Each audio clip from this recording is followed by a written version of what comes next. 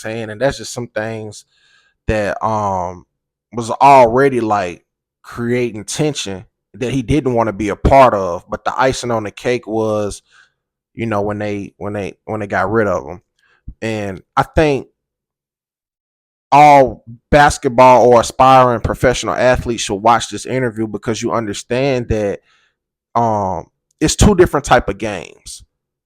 You have what happens on the field, on the court, and you have the other game with the people in the suits. And that's what he was bringing light to, um because of because of um because of being a professional athlete and thinking your talent is enough. You can set yourself up for heartbreak because you can't control what goes on with those suits. And just it was the same thing happened with Luca. And he's teaching the players that now in these camps. And I think that's one of the darkest experiences Monte has experienced, is just the business side, the politics. He's just a person that showed up to work and wanted to do his job, and he did his job, and that was it. He probably wasn't being buddy buddy with the media and doing all those interviews because he know all that stuff fake.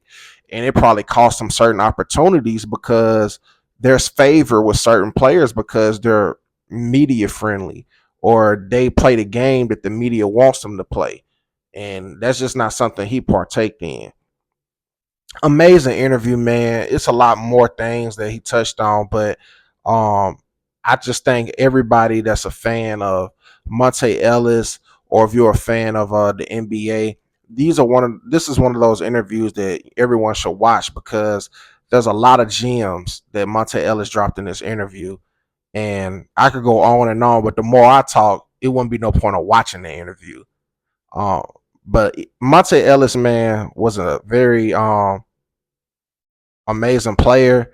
And just because he didn't become an all-star, or just because he didn't win an NBA championship, it don't matter. Or he didn't get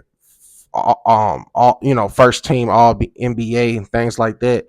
Uh, he impacted the culture of the Bay Area. He impacted his peers, and they always speak great about him, even on All the Smoke.